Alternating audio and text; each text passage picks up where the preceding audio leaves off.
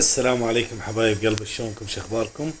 وياكم امير العفلوقي ابو شهم والاكثر تداولا. تعالوا خلينا نشوف سالفة هذا العراقي اللي بروسيا.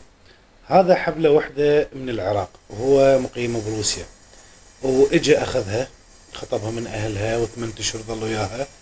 شوفوا من بعد ما وصلت لروسيا شنو اللي سوت بيه، شنو اللي الدقة اللي دقتها بيه، وخطية هو ضال بالشارع. تعالوا خلينا نشوف المقطع وبعدين نرجع.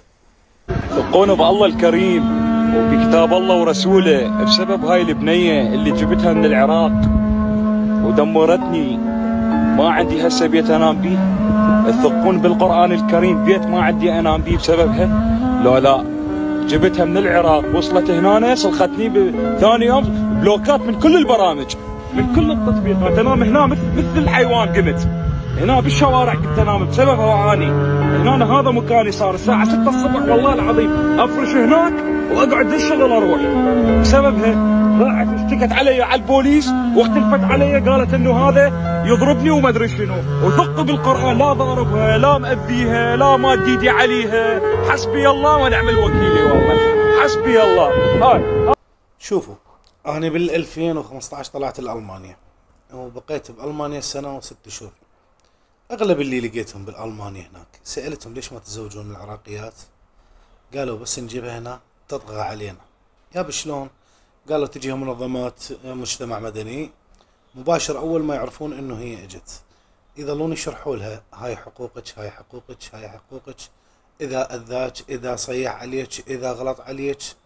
واكو عروض يعني فوقها عروض الها، مثل الك سيارة، الك راتب، الك حقوق كاملة اذا عفتي او سوالك اي شيء.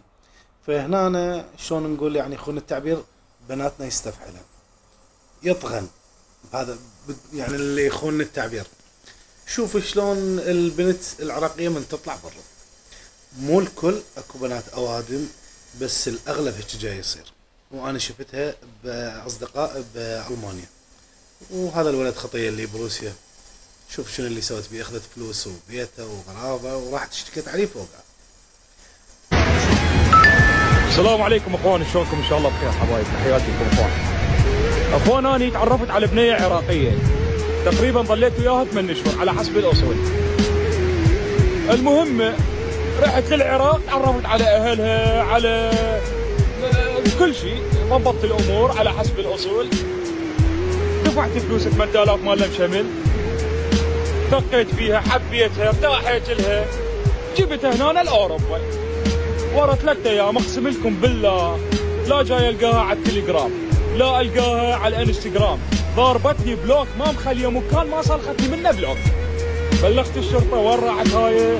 اخاف صاير لها شيء، اخاف جسمه. طلعت العين المتعرفه على واحد